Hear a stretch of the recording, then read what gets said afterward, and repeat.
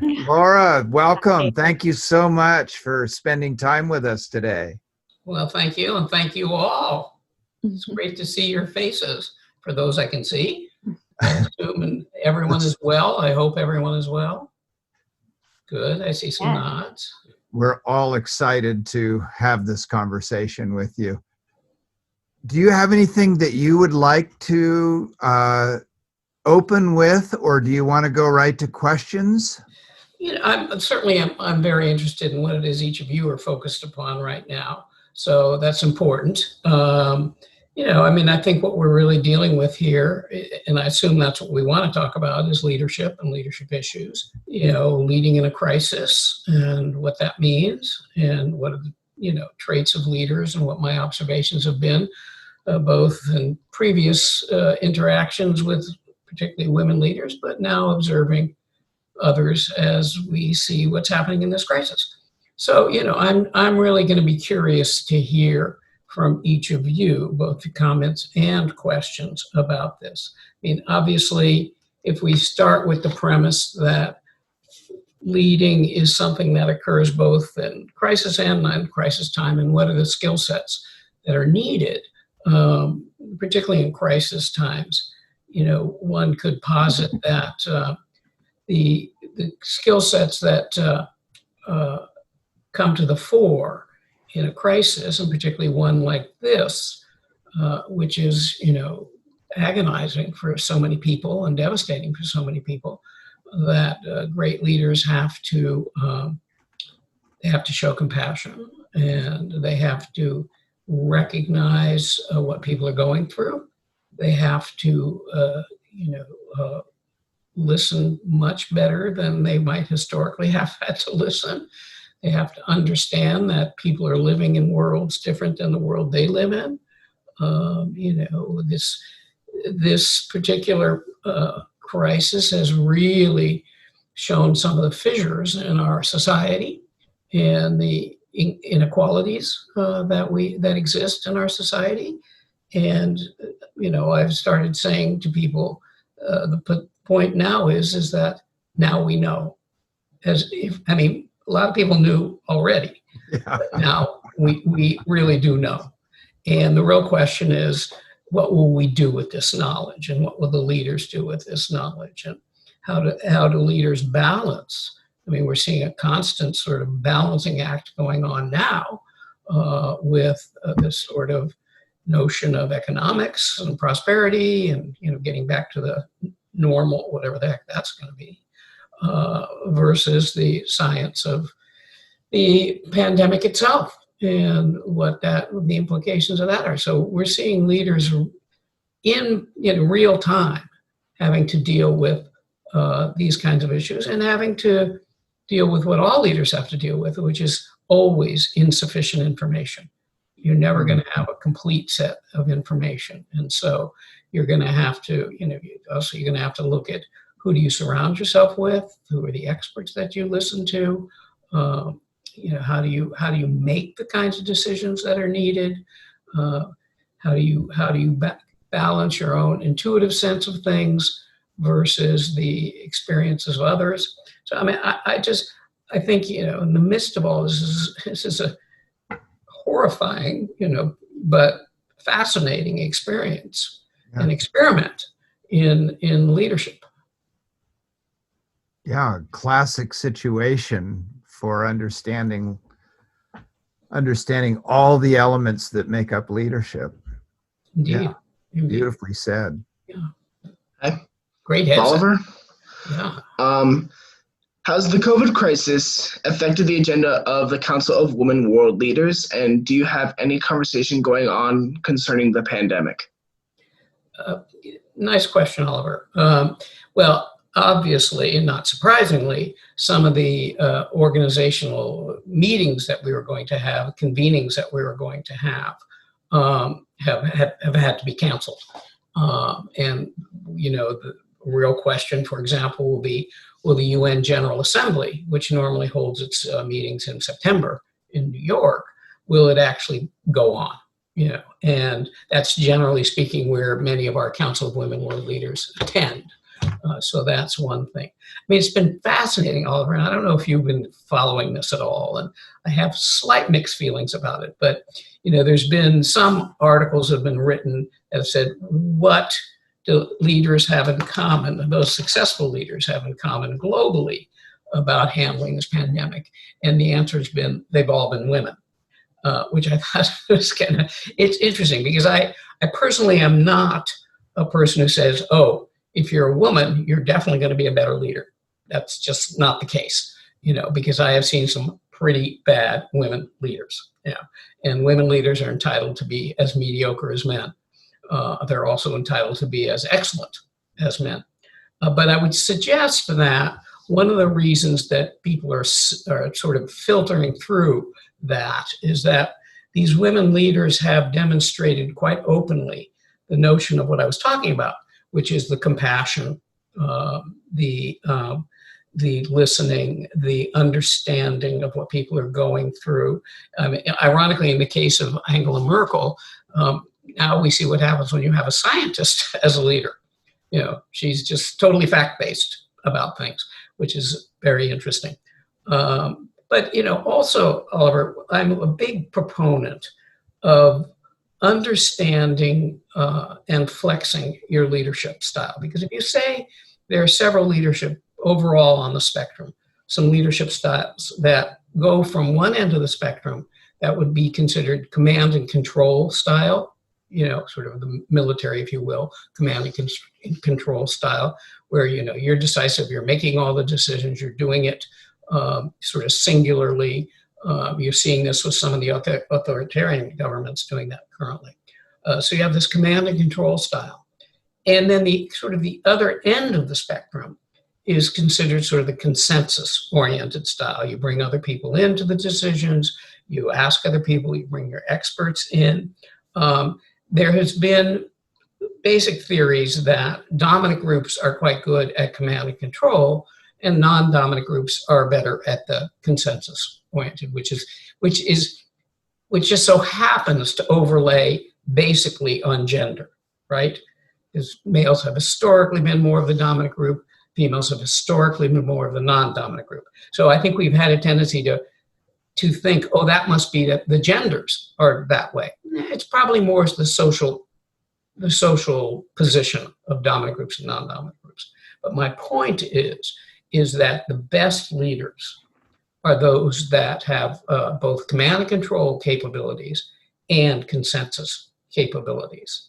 The example I use, you know, is that, you know, it's a good leader who in a non-crisis kind of situation says, well, I'd like to hear from you, and I'd like to hear from you, I'd like to hear from Oliver, I'd like to hear from Rachel, I'd like to hear from Connor, and I'd like to hear from Celia. I want to hear from all of you because you have good ideas and good cognitive diversity, and I want to hear those ideas. Okay, that's good, and that's very valuable. But Oliver, if the building is burning, do you want me to say, you know, I really want to hear from Sarah, and then let's hear from Violet, and let's hear from Corey about what door we should go out. You know, maybe we should go out door A, but I don't know. I don't know, Shannon, what do you think? Maybe we should go through door B. Or, geez, Octavio, maybe we should think about door C. You don't want me to do that. You want me to say, go out door A now, right? So you can see where that the best leaders have all of those tools in their toolbox. So long answer, great question. Thank you.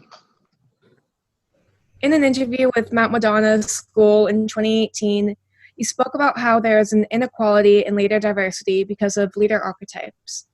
Is it possible in the COVID crisis that instead of this being the crumbling cliff situation you mentioned to us in 2018, that the fact of women-led countries having a better response to COVID-19 could be an opportunity to help create new archetypes? Well, you know, as sometimes you hear people say, from your lips to God's ears, you know, it's possible.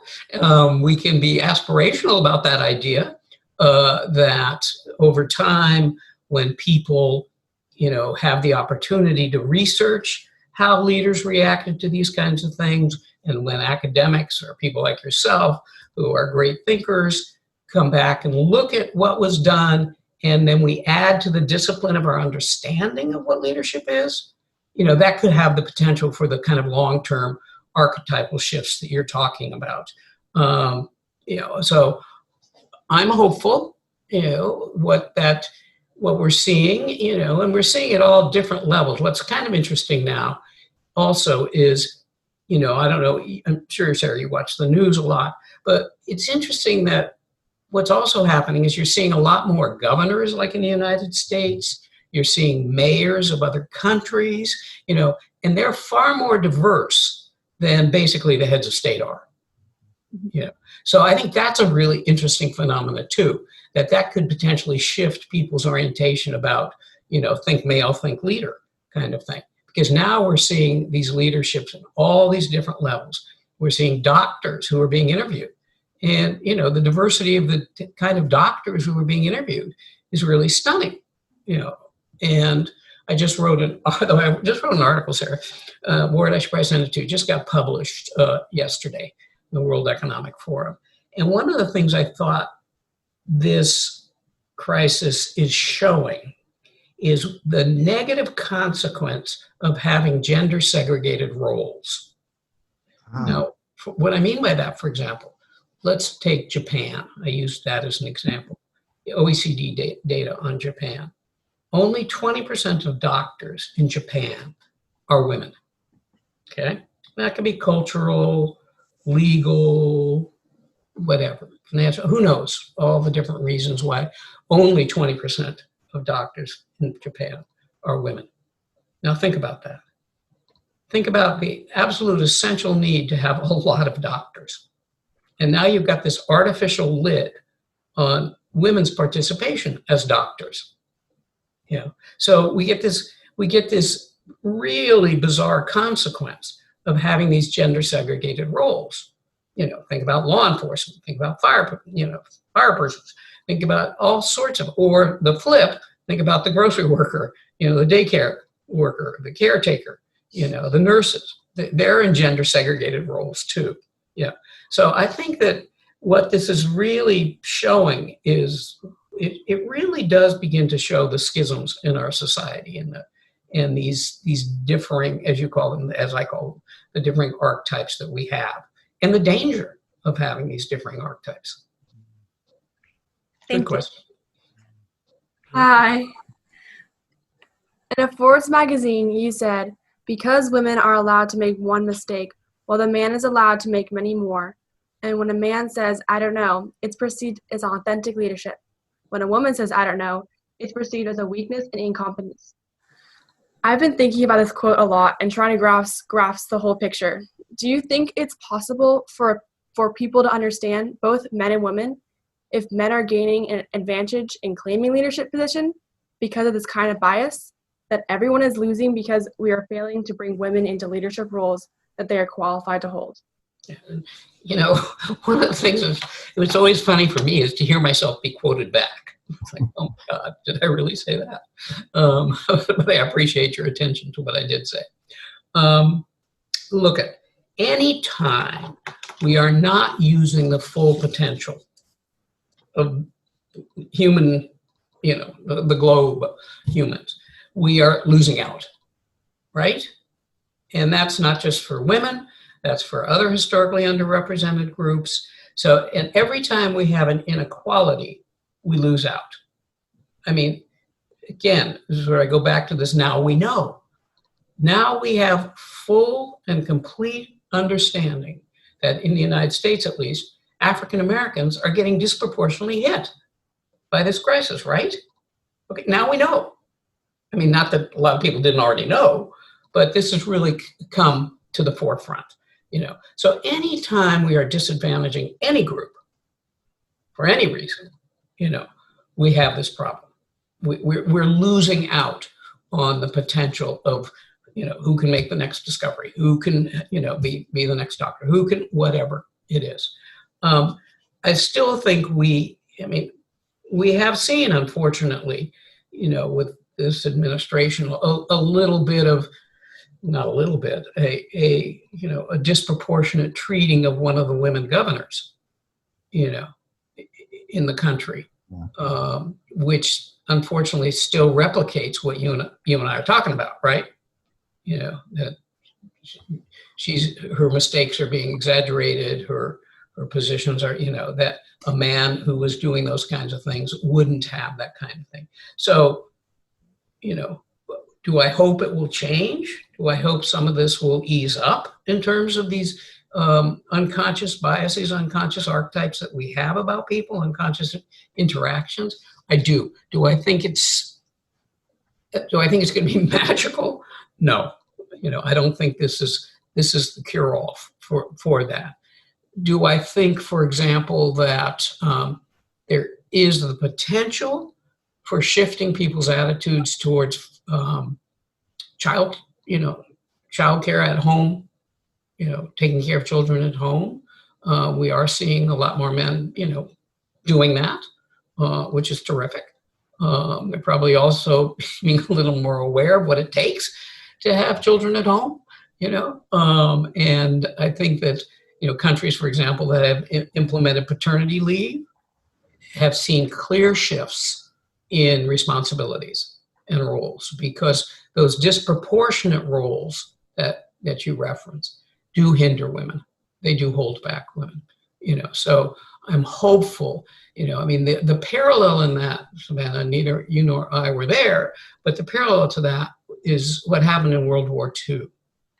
You know, in World War II, you've read, I'm sure, you know, all the men were, it was also some women, but mostly it was men who went on off to war, and the women were then brought out to do the manufacturing and the, you know, the Rosie the Riveter kind of poster that you've seen. Yeah, exactly.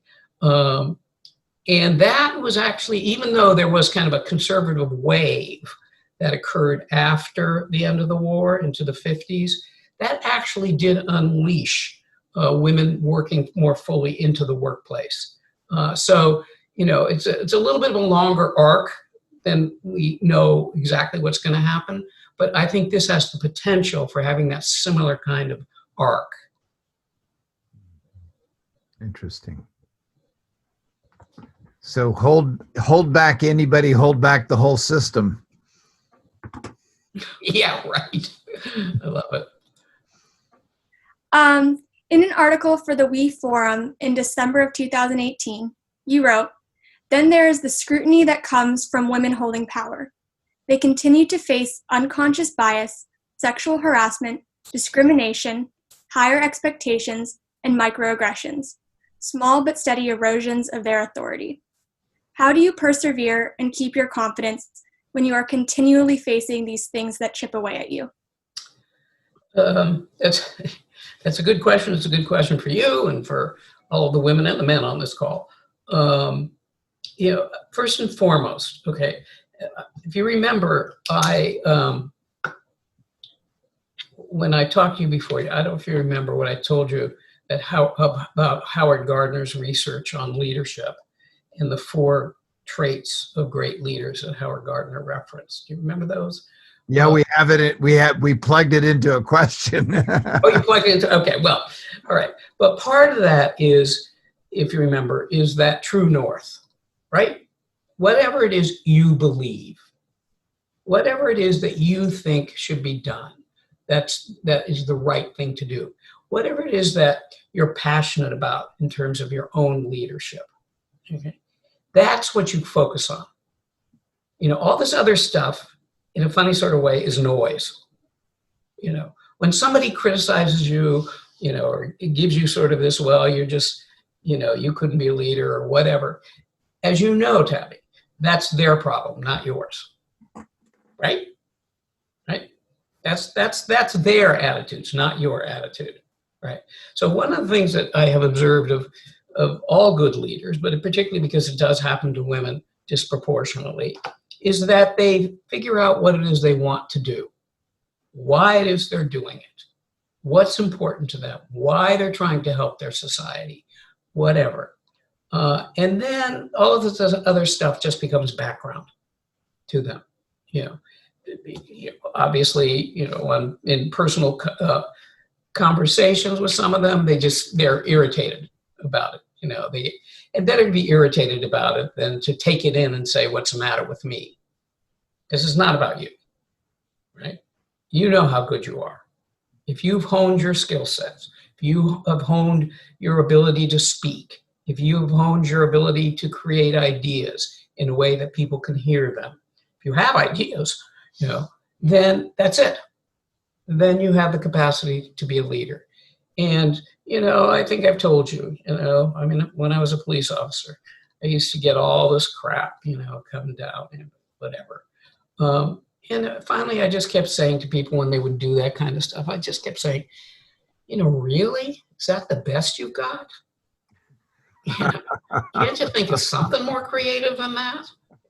So you just kind of push it back. It's not easy. It's, you develop, you will over time, and that just takes practice. Just being in front of people, having people support you, having people criticize you, just practicing that, and coming up with your own lines. Is this the best you got? Beautiful. Sammy, let's, with the context that we just had, let's ask your question and see if maybe there's a little more to gain from this. You want to give it a shot, Sammy? All right, sure. Hi, I'm Sammy. In a 2018 interview with Mount Madonna, you listed traits of a good leader from Howard Gardner: a true north, a willingness to challenge authority, capability to communicate ideas, and being traveled. Could you speak from your experiences about these traits and how you have seen them manifest? Well, for myself and for others that I've observed, having that true north it takes time to figure out what your value system is. It takes time. It does take some courage. So, for example, are you one of the ones who, if you were in a situation, Sammy, where someone said something that seemed racist to you, right? Okay, just whatever, casual conversation, and it happened to be a group of your friends. Let's just say, make it even harder. Who says something? What do? You go along with it? I'd probably call them out, to be honest. Good. And that just told me what one of your true north positions is, that you would probably call them out on. And let's hope you would do that kind of thing. But some people wouldn't necessarily at that moment do that. So you have that moral compass around that particular issue. And you don't know what your moral compass is until it's tested. Because we can all say, we have virtue and we have all these moral belief systems. Until they're tested, you just don't know what you have. But that's an example. Tested you, you responded. So having that moral compass is a good one. And I'm not perfect at that by any means. There'll be times when I think for me, there are times when I will agree to something, when what I should have said, Sammy, was, let me think about it. Because I might have agreed to it and thought about something later that didn't fit with my own particular, morality, if you will. And then I had to go back to do something. So I've had to learn to hit the pause button a few times rather than just react immediately to things. And, I've discovered, women of high moral character. I've discovered men of high moral character. And again, you only know that by their actions. You only know that by their actions. Their words are one thing, but their actions are really something else. So I think, sorry, cat.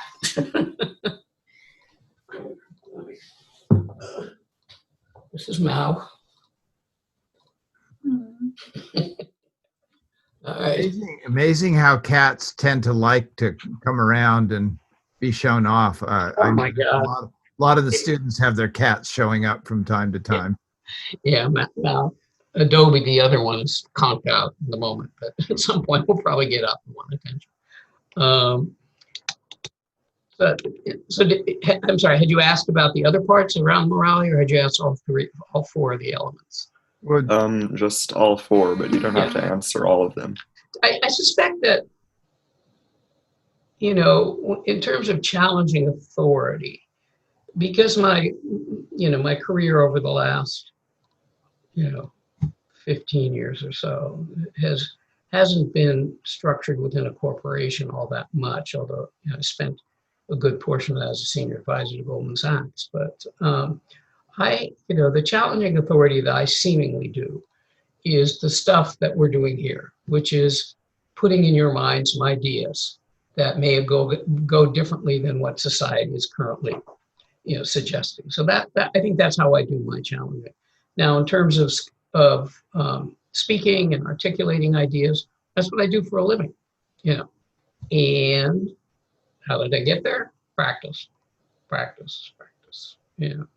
just have been speaking for a long time, and I've learned to a certain extent what works and what doesn't work in terms of speaking. And because I've practiced it so long, I'm rarely nervous per se. Sometimes I'm intrigued by some new idea that I might have that may be completely screwed up, but I'm rarely nervous. So I've been able to learn to convey my ideas really, I think, as effectively as I can do them. And the traveling, I continue to do that.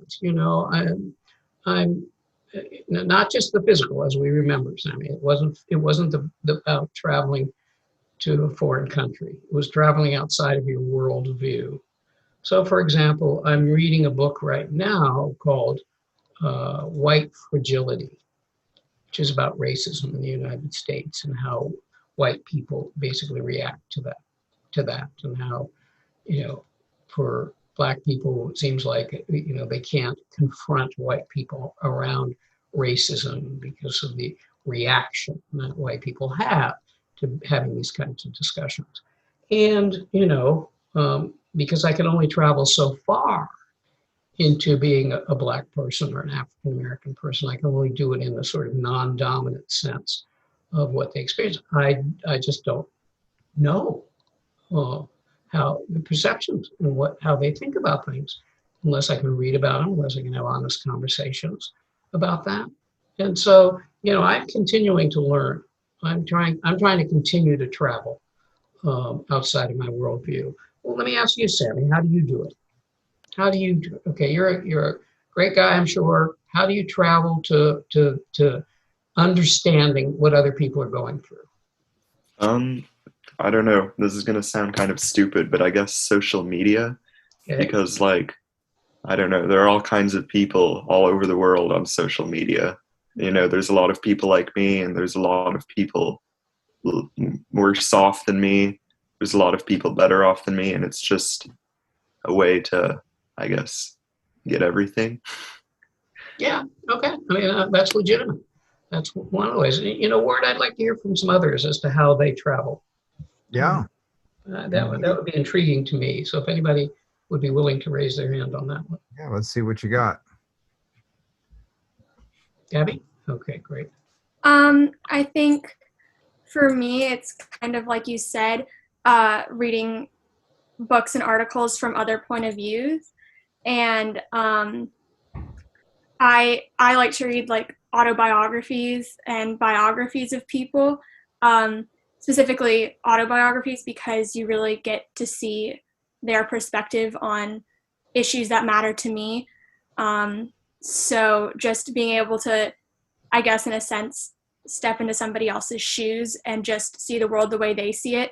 And maybe I don't always agree with it. I mean, maybe I don't agree with it at all, but I can at least see where they're coming from and have a greater respect for their point of view. Great. Good. Yeah, it's a good one. Connor? Connor, where are you? I, as weird as it sounds, I tend to watch Fox News because I'm really interested in the idea of like media confirmation bias and the kind of bubble that creates. Yeah. And it's only through experiencing like news media that I normally wouldn't watch. Can I understand the people who only watch that and who only have that one narrative? So that's how I kind of step out. I look at that kind of media. Yeah. I got to tell you, Connor, you're a better person than me. And me. Sarah? Vince? I like it. Who we got, Sarah? Yeah. Listening to people a lot. Like I've traveled a lot with my family, and so I lived in Europe for a bit, and I've been going to India since I was very young, and so I have a lot of connections with people in different continents and different countries, and I like just kind of listening to what's going on in their lives and what's happening with them. And I'm a competitive horse rider, so I'm in a sport where I'm surrounded by a lot of undocumented immigrants that I'm very close with, and I like hearing their perspectives on what's going on, and it helps me to kind of sympathize with their ideas and just listening to different opinions, because I don't really like talking that much because I get very nervous talking. You might hear the quiver in my voice right now. But just observing and listening to other people has always been very kind of fun to me and interesting. Well, and let me also mirror back you. Number one, I didn't hear a quiver in your voice. Number two, if you hadn't spoken out, we would have all been deprived of that which you just said. Yeah. Right? So that which was in your head would have never come out. And who knows who you will have potentially influenced in this conversation. Yeah, I'm just trying to encourage you to understand your power of your voice and your perspective on things. So thank you for that. So now, of course, I'm going to torture you. Do you have a favorite question that you use, or how you get people to open up? For me, I just like listening and trying to understand them. I don't ask that many questions because I find that I like listening to their interactions with other people a lot too. So I just watch how they respond to other people. And then I don't have a specific question that I use for everybody, but then I actually got my riding trainer is a man from Sweden, and he also has trouble talking to people. So he gave me this advice. It's like, whatever their last sentence was, ask them a question about that. That's a darn good hit. So you have a more repertorial. You like to be a reporter in that sense. You like to be listening to other people. That great skill. Thank you. Thank you for sharing. Anybody else want to jump on this? This is fun for me. I'm having a good time. I will say that we actually physically traveled too. I took the seniors that are here, went to South Africa with me last year. Wow.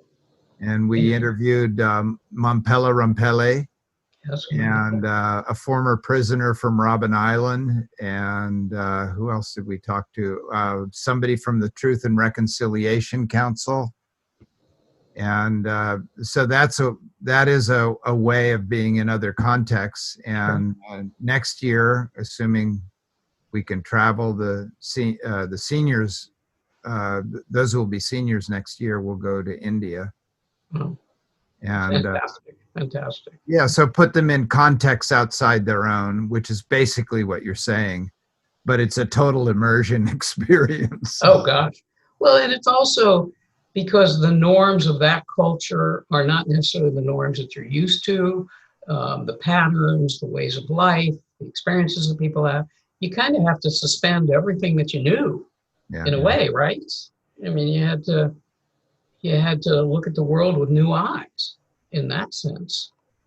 Anybody want a springboard that was in South Africa in relationship to what we're talking about as to the impact of experiencing a different world or consciousness or culture?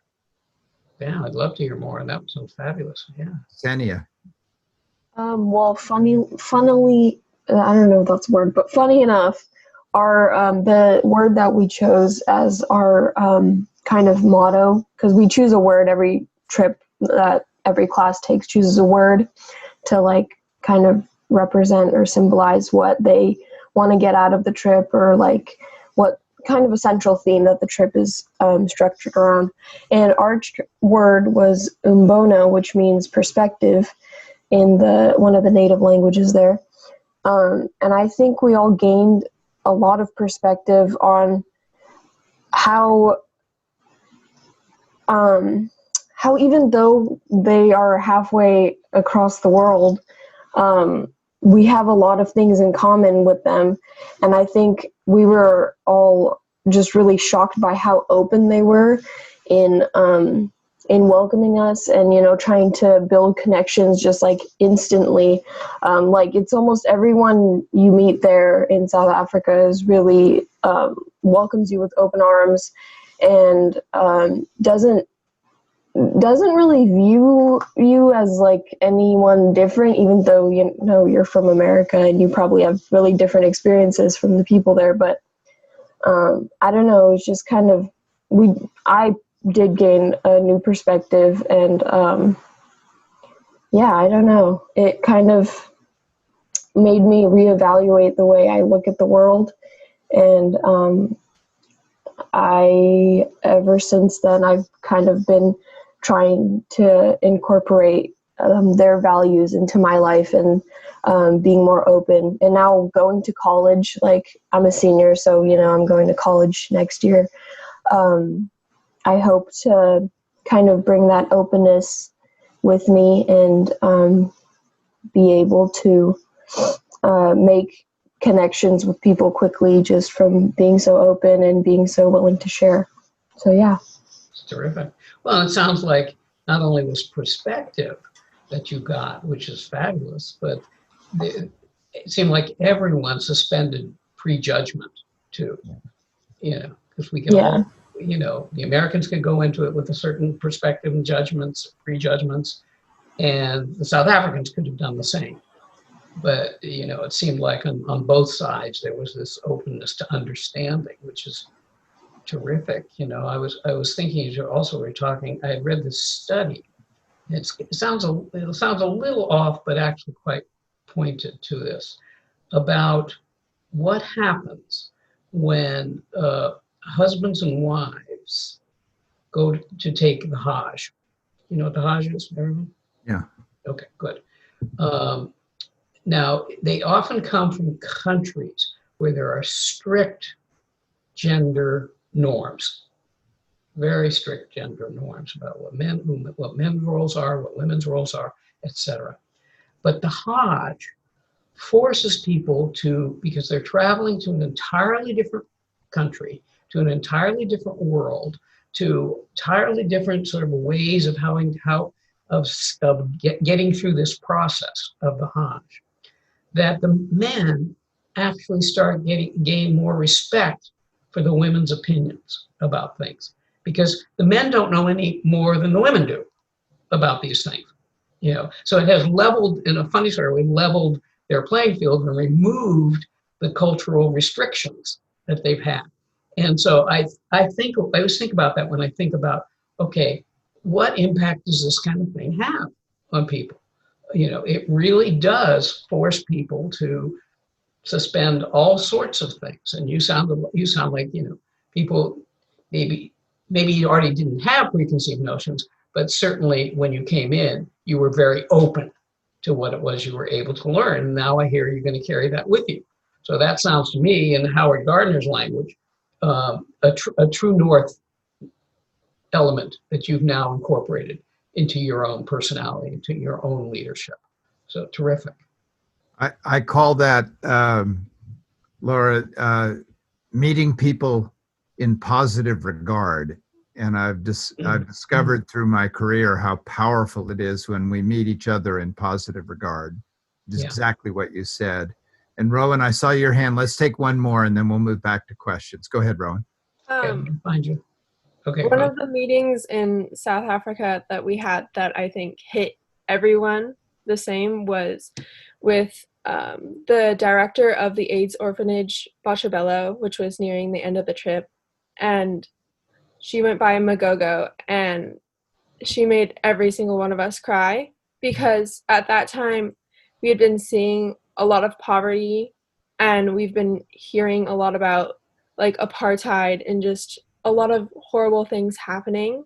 And so we were feeling really bad about our privilege and about how little we've done. Mhm. And then she came to us and said, it's okay for you to have your own problems, and it's okay to feel bad, but you shouldn't compare your problems with theirs.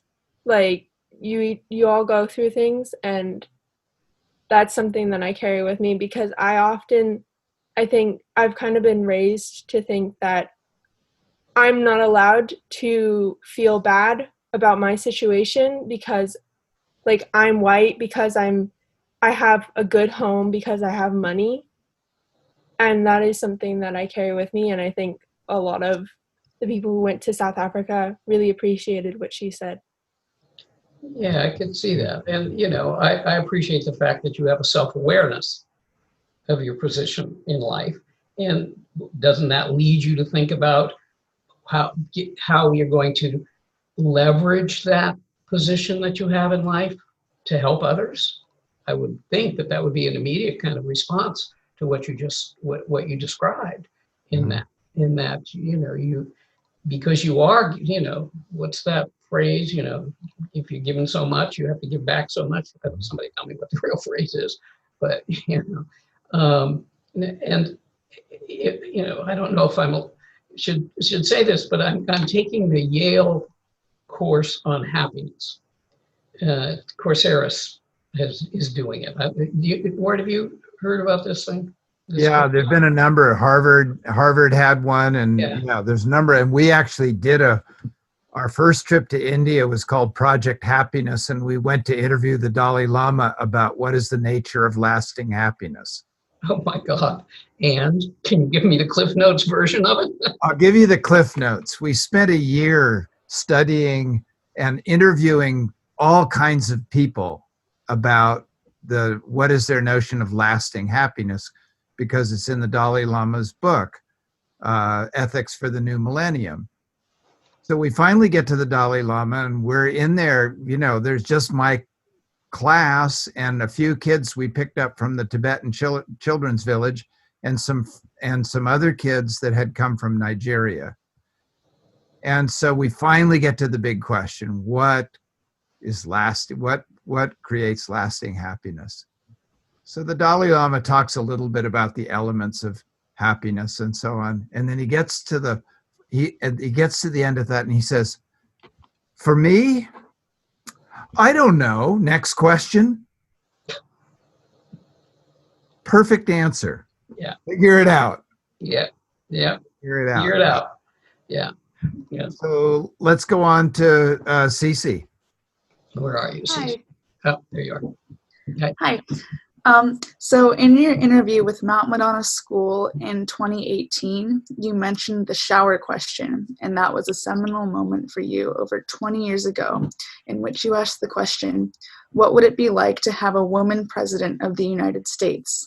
And that led you to where you are today. I'm curious what events or experiences in your life might have led up to that singular moment.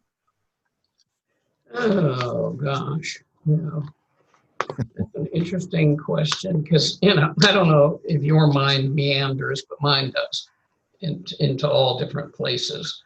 So I can't quite give you a sense of the specificity of that.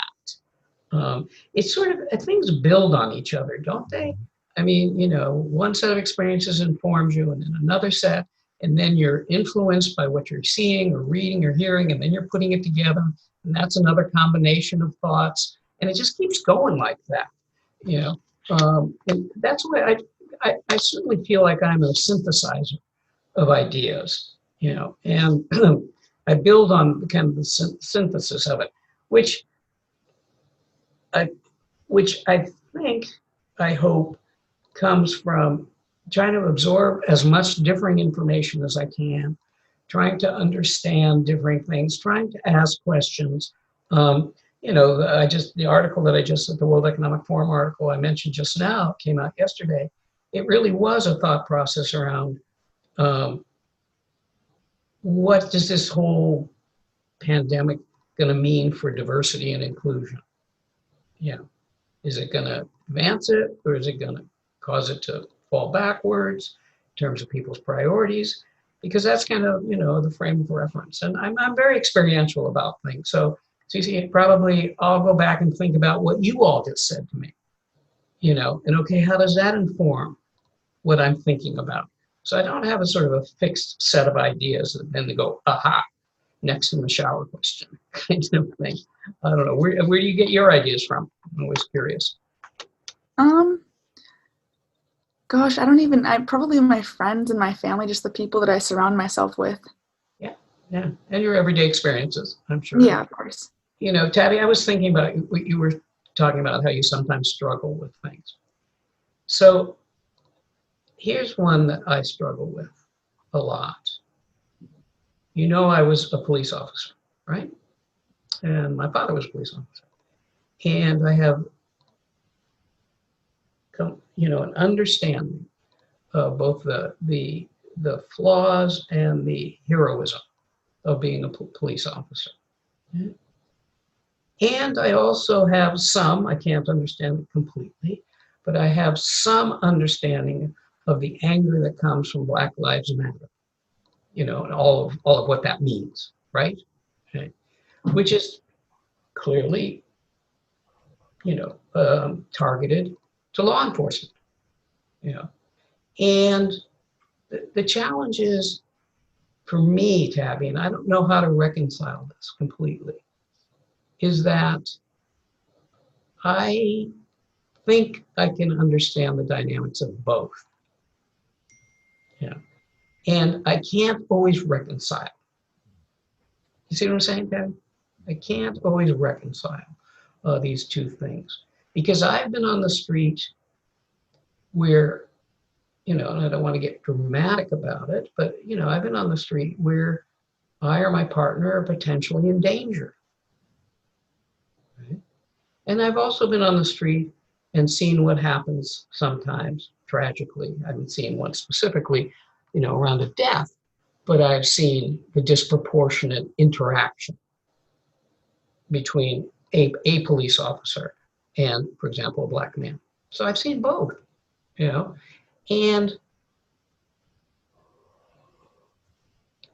everybody wants to categorize you. Well, you're either for the police or you're for, you're against the. And I can't categorize myself, and I struggle with that, just like you were describing how you kind of struggle with things. And, I don't know, I'm not asking for anything or saying, I'm just telling you that these moral dilemmas are just really complex, at least, as I've experienced it. Hi, my name is AnMei. Hi, AnMei. I'm someone who loves to ask questions, but I often find myself overstepping boundaries in my pursuit for knowledge. Have to work on my vocabulary a little bit. As a person who has interviewed so many world leaders, what are the qualities you think a good interviewer should exemplify that you've learned along the way? Yeah, it's a good question. That was a perfectly good question. Didn't overstep anything on that one. I assume that if you do overstep on a question, and overstepping, incidentally, is very culturally based, right? Because, Rowan was describing how, people, no, was it you, Rowan? No, somebody, who, was it Cece maybe? Sorry. Was describing about how open the South Africans were about things and probably some of the questions they ask. And I'm always astounded when I go into some countries and they'll ask questions, you go, what? Did you just ask about my personal relationship in a very detailed way? And we've just met each other?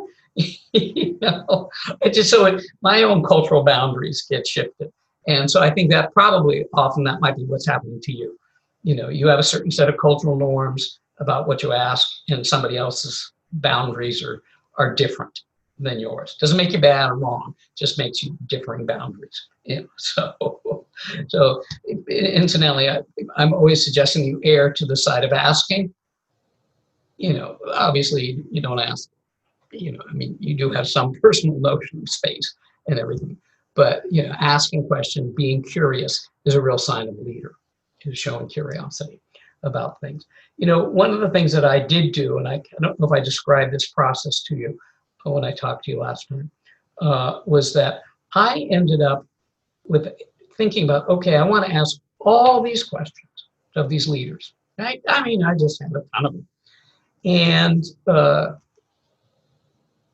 I knew that I was potentially only going to have an hour with each of them. So I had to really use my time carefully. So first and foremost, I went to actually someone like Sarah, who's going to be a reporter in life, to say, of these questions, are there ways that you can combine them? Are there ways that are you duplicating them? Whatever. So I was able to get rid of a lot of questions.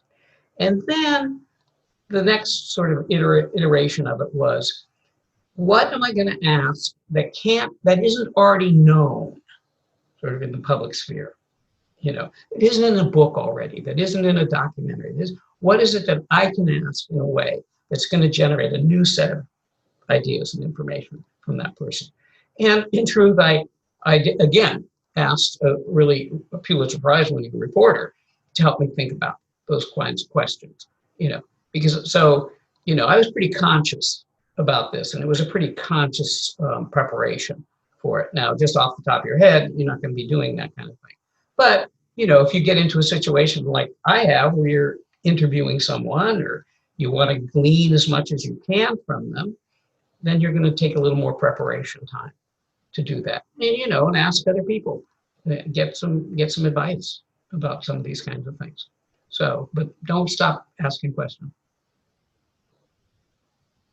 All right. My name is Sarah, and in a We Forum article, you said, failure must energize us to clamor more loudly for progress. I notice that I'm often afraid to take risks and step out of my comfort zone for fear of failure. What advice or experience do you have to encourage someone to keep on taking chances? Well, I mean, Sarah, are you so risk adverse that you don't get out of your comfort zone ever? No, but I often find myself thinking back to times where I didn't do something, and then I kind of regret it because I realized that this could have been something that I really enjoyed. Yeah. And I didn't. And I often find myself not doing things because of previous experiences that I've had where I haven't had the best experience. Yeah. Yeah. Look at what you just described as a human being. You're human. Because we're all to a certain extent risk adverse. Yeah. And some of us who are recklessly not risk adverse, for example, riding your motorcycle without a helmet. Yeah, that's a risk I don't think you should take. Right? But if you can say that, if you can flip it and say, not what's this failure about, but what did I learn from this? What did I learn about myself from this?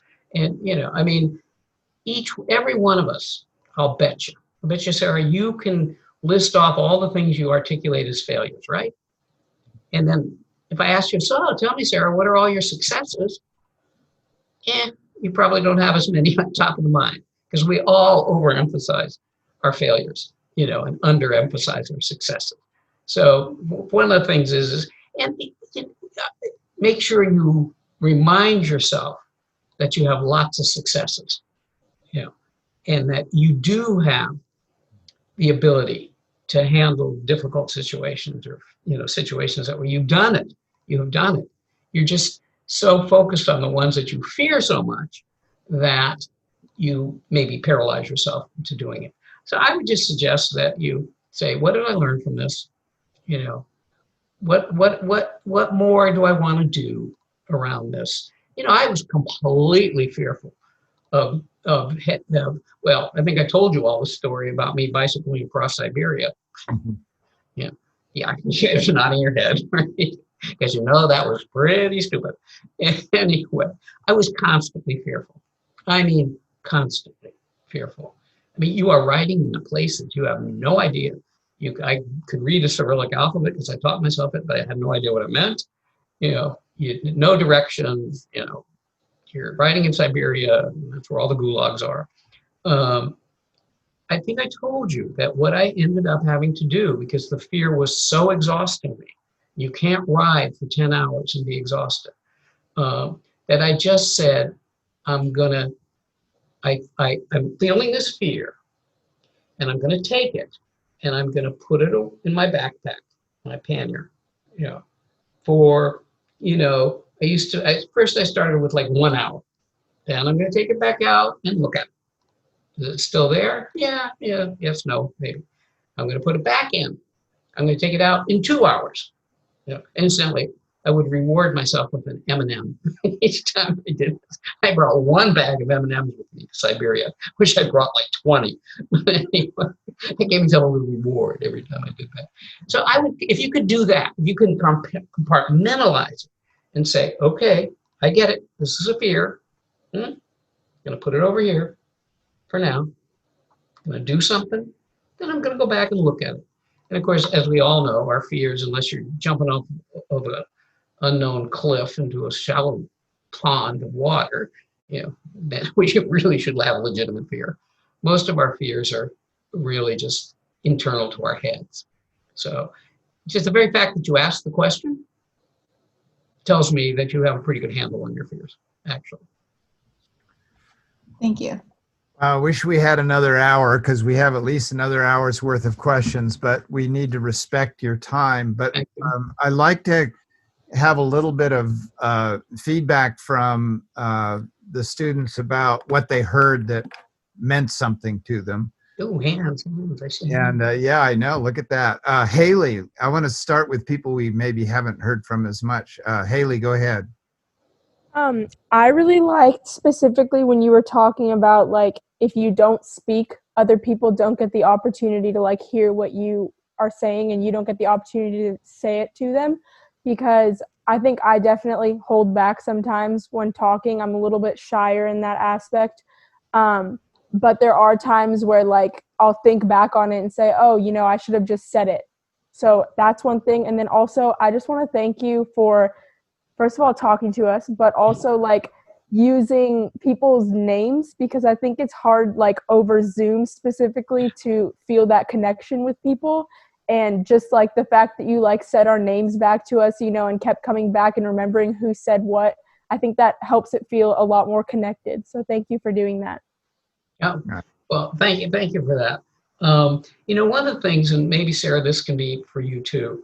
Let's just say you aren't speaking about something, but let's say your good friend Savannah over there knows that you have something to say because she knows you well, and she knows that you know this topic. Then I would suggest that Savannah could say, so look, I think Haley has some really good ideas about this. That's called being a wingman, wing person, right?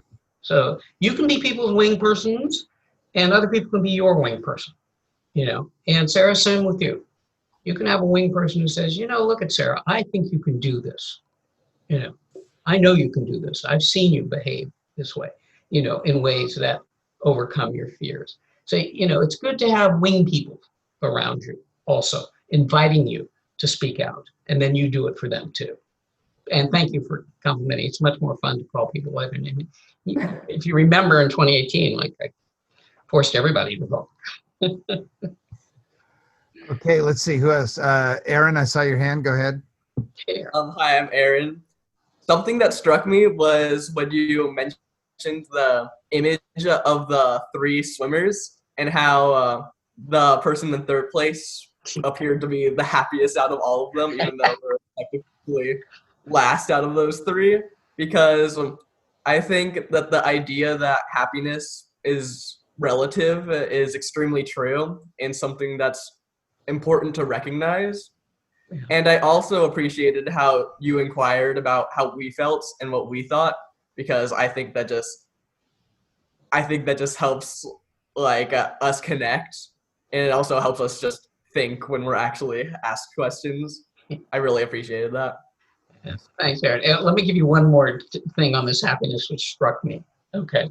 Not only do we have this kind of silver medal kind of issue, but then she posed the question, or the researchers posed the question, would you rather make $50,000 if everyone else made $25,000 around you, okay? Or would you rather make $100,000 and everyone else around you made $250,000? Get the framing? You make 50 and everyone else makes 25. You make 100, double, right? But everyone else makes 250, right? And what percentage of the people said they'd rather have the 50 when everyone else makes 25? 55%. So not only is it relative that way, it's, I don't want you to be as happy as me. So I like that one too. Anyway. All right, let's keep moving. Oliver. Haley kind of said this already, but I liked how you interacted with each and every one of us, even the ones who didn't ask a question. You said everyone's names, you connected with everyone.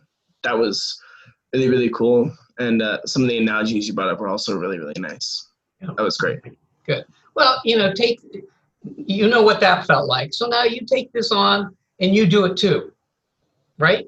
I'm sure you're in situations, Oliver, where you could sort of mimic this approach, bringing other people into the conversation.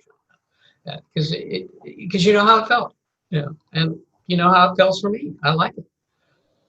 Rowan. Rowan, First where of are all, you?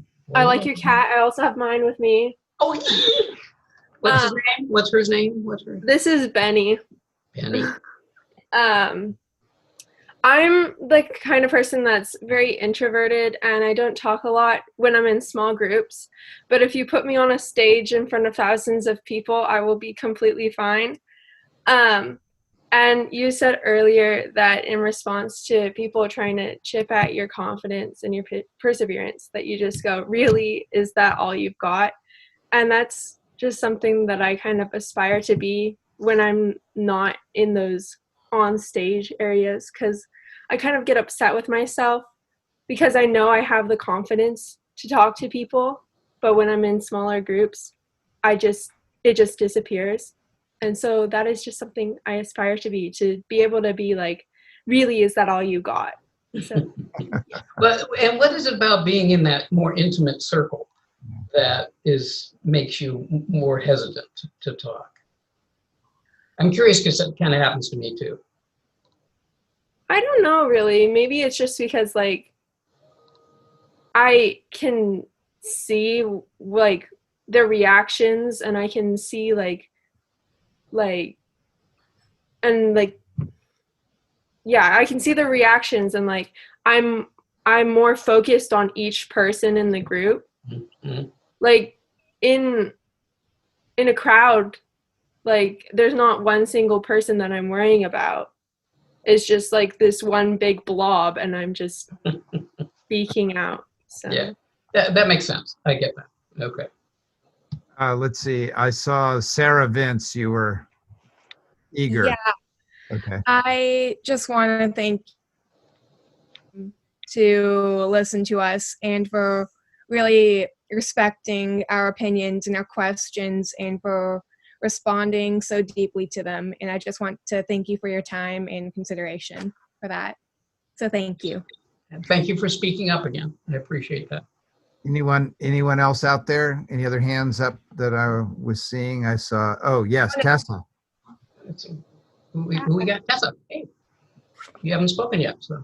No, I have not. I think something that really struck me was to take this fear, put it in a backpack, leave it alone, take it back out, reward yourself. Because I deal with like social anxiety. So a lot of that is situational to like social interactions. So having that kind of like idea really impacted me to like go like, oh, go get my bag of M&Ms, take it with me everywhere. Just bring it with me. Yep. Something that struck me was that you asked us questions, whereas we had been preparing to ask you questions. And then you came back and asked us questions, and it felt like it was more personal rather than us just interviewing this person who has done great things in the world. And it felt like more like a conversation, which I really like that. Well, thank you, Rowan. But you also need to know that asking questions is both something I enjoy doing, and it's a bit of a tactic because it allows me to hear what's on your mind, and it allows me to think also as you're speaking about things, and it triggers ideas for me. So while it may seem like it's a generous gesture on my part, it's a kind of a combination of generous and selfish. So thanks for saying that. And I'm going to take one more. Was there any other hand? Well, I mean, everybody kind of like said the whole like interaction part. I like that. And you brought the conversation to South Africa. I mean, people started talking about it, and it kind of just brought me back, and just how that whole experience was so eye-opening. And whenever I like am back with everybody and everybody's talking about it, always makes me so excited to get out in the world and to help, to really help. I really want to help people, and there's a passion in that for me. So yeah. Yeah, that's great. Well, you know, I think if I said this in 2018, I'll just repeat it sort of in the end, but I like what you just said. I like you said you had a passion for it and you wanted to get out and do something, okay? Because, you know, the best definition, I think I said this, the best definition of a leader that I've ever heard of was what Vivaldi said made the best composer. He said the best composer has a cool head and a hot heart, right? Mm-hmm. So your desire to have that cool head of action and the hot heart of passion. Because if you just have that cool head, people aren't going to follow you. You know, people are not going to want to embrace it. If you just have the hot heart, people are going to go, well, what are we supposed to do about that? You know, so you really nicely, and maybe as an ending, encapsulated exactly what it takes to be a great leader. So thank you. Thank you. Laura, thank you so much for this time. It's such a gift. And we will let you, I'm sure you have your next thing you have to get on to, but really, this was just wonderful, just wonderful. Everybody agreeing. Let me see the bobbleheads here. Yeah, we're all agreeing. Okay. It was great to see you all, and some of you see you again. And the best of luck to you in everything you do. I'm just more and more confident that the world's going to get much better with you all as leaders than, you know, us in the back here. So congratulations to you, and go forth and lead and do the best you can do. Thank you. Okay. Thank you. Bye. Bye, everybody. Thank you so much. Bye. So much. Thank you.